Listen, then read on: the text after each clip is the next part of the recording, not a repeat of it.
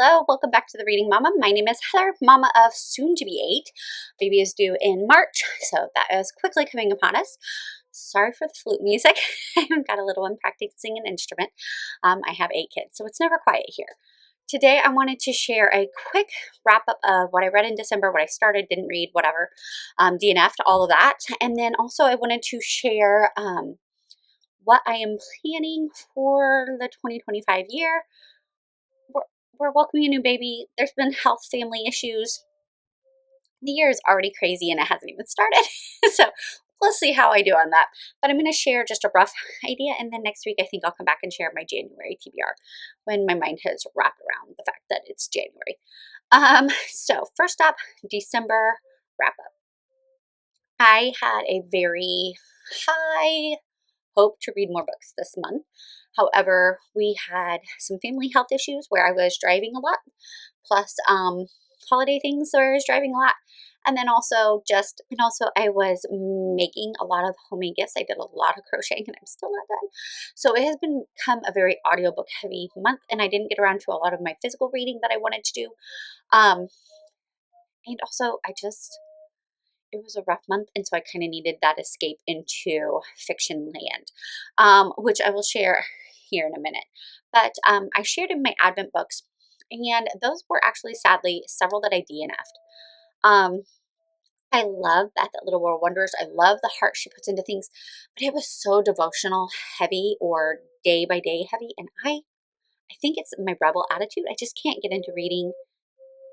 If they say read this on Monday, December 3rd, I'm like, nah, I'm not going to do that. And so I didn't end up doing that. A lot of my library books would not let me renew them, which was frustrating. So I just took them back, didn't even worry about it. So if you go back to my Advent video, I'm sure they're wonderful books and a lot of people love them. They just didn't work for me. Other books on the Advent thing that I did start reading and haven't finished, but I'm working on continuing actually, is The Advent of the Lamb of God by Russ Ramsey. This is really good. I'm about a third of the way through, but I just like how he's telling the story of Christ and he does it really well. So I'm really enjoying his author style. Then this Malcolm Wheat, Waiting on the Word, a poem a day for Advent, Christmas, and Epiphany. I'm not going to lie, I really hate poetry commentaries.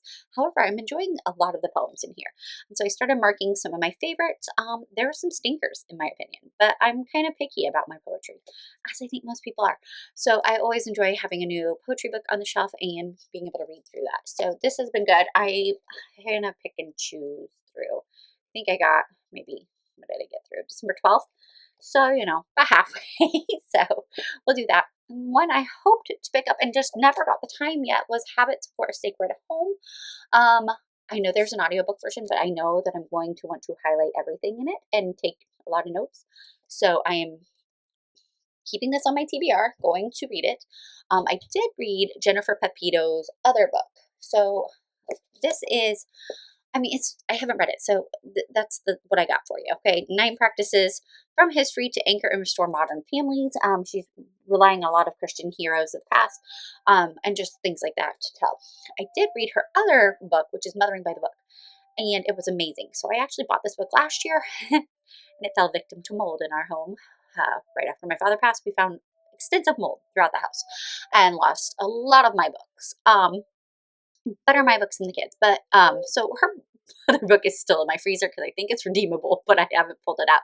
So I did the audiobook version, and then now I definitely need to pull out because Mothering by the Book was amazing.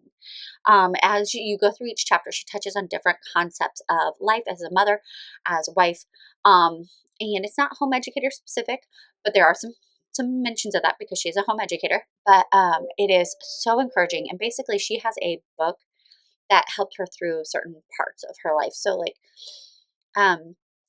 there's so many I don't know how to talk about, but like speaking life into your children. She uses the example of Charlotte and Charlotte's Web and how she just gives life to Wilbur through words. And it's through that he is able to not only conquer his fear, but to find joy and peace and to build himself up. And so just how we can apply that knowledge as mothers and women. And it was just so wonderfully written. So many great nuances, great things. I mean, I definitely need to go back and annotate it because, well, it was a wonderful audiobook. It was so much information. It was so good. I kept trying to like audio note take while driving, which is not not recommended. So I was like, okay, I'll just wait and get the book out, and hopefully it's safe from the mold and I can annotate it and read it. But Mothering by the Book by Jennifer Pepito, highly, highly recommend. Other Christmas books that I did read, and I mentioned this in my past video, was Skipping Christmas by John Grisham, my first John Grisham novel, and I know none of his others will be like this, but it was hilarious, witty, really encouraging actually in human spirit, and yet discouraging in human spirit because you see both sides. But it's really good. It's about a couple whose oldest daughter who is not going to be home, so they decide, and so their oldest daughter is not going to be there. They decide to skip Christmas, save money, and go on a cruise. But by skipping Christmas, they're skipping all the other nuances with it, and you see how their community responds to that. And then, of course, there is a quirk, there's a problem that arises towards the end, and it's just beautiful. It left me in tears. I will say, trigger warning, if you have somebody who is going through breast cancer, or you've gone through breast cancer, there is mention of someone who is on her third bout and it is terminal. um, it's a beautiful story about that includes her and encouraging, but it could be very triggering for someone who's going through that. Next up for Christmas is Agatha Christie, because who else would you think of at Christmas Day? So this book actually has three different titles: Murder for Christmas, A Holiday for Murder, and also Hercule Poirot's Christmas. So if you're looking for it, the modern publishing is Hercule Poirot's Christmas. That's how I did it on my audio book, because I did have to put this down because I was doing so many crafts and um, start listening to it, it was wonderful. Libby has a great audiobook version of it. The picture of this one is really creepy. My kids were like, can you not hold that up? And so I enjoyed it. I actually finished the last bit of it today by hand. I got to actually physically read it, and it was such a delight. It was actually hilarious. Very Knives Out kind of vibes. If you've seen that movie, it's an Agatha Christie, and the basic scenario stands that there's a murder in Hercule Poirot. The famous investigator comes and, makes it all right, whereas you never seem to be able to tell what's going on until he just lays it out and it's like, oh, duh. But basically, there's a wealthy man. He invites all his estranged children home for Christmas. He is murdered, and then we have to find out who did the murder.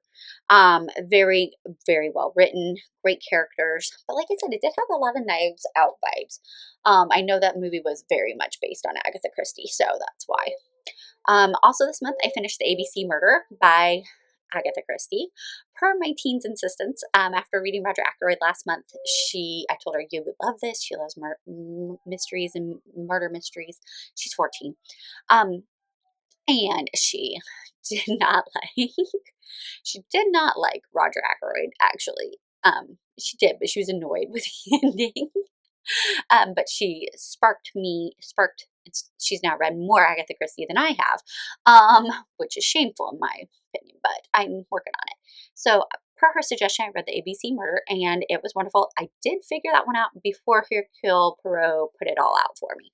So I felt pretty chuffed there. But it was wonderful. So I highly recommend ABC Murders.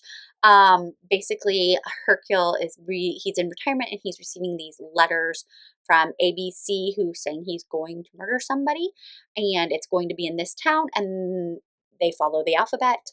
And after so many letters, he's like, well, eventually I'll figure it out before Z. And you have him and his it's always his little workings with the local police and stuff. It's hilarious. But it is really well written. I enjoyed that one. I only could figure out because I think it reminds me of a TV show I've seen. And so that's why. So if you are like, you could figure it out, it must be easy. No, I think I've watched a movie or something based on that one. So, but it was wonderful. And my daughter was very shocked at the ending and enjoyed that one. So ABC Murders was great. So that's the Agatha Christie for the month. Then I also read or listened to The Nightingale by Kristen Hanna. I was on the fence over my last couple. Kristen, I think this is my second or third, because I really don't like spice. I don't like it. However, Nightingale I thought did a really great job. And yeah, it was not what I expected. We're following two sisters in France during World War II. They are in, um, they're not in Vichy, France, I believe is what it was. Or maybe they were and then they got taken over. Anyways, there's a lot of heartache. There's a lot of things. There is some grittiness to it. I'm not gonna lie, there is some grittiness to it, but it was not overwhelming. Um, Especially considering the time period, and you have what all the things that are going on. So you have resistance workers, and you have the Nazis, and you have all of this going on, and then just two women trying to live their lives and yet come together, and it ended so beautifully. It was a very beautiful and heartbreaking story. Highly recommend The Nightingale. So I'm still not sold on Kristen Hanna because that grittiness just I wish it didn't have to be in there, but it wasn't enough to push me over the edge to not be able to tolerate it. And then last but not least, I listened to Cheaper by the Dozen because it was one of the books recommended in Mothering by the Book. I read most of the books that she recommends. There were a few that are on my list now, but Cheaper by the Dozen was on there. And shockingly, a lot of swear words in that book. Not something you expect, but the book was hilarious. Oh my goodness. I think every couple pages, or not pages, because I wasn't actually holding the book, I was listening, but I feel like every 10, 15 minutes, I was stopping to talk to my husband, tell him a quote from it because it was just hilarious. Basically, if you don't know, it's a mother and father who have 12 children, and they are motion scientists. They study the thing of motion and working towards efficiency is their goal.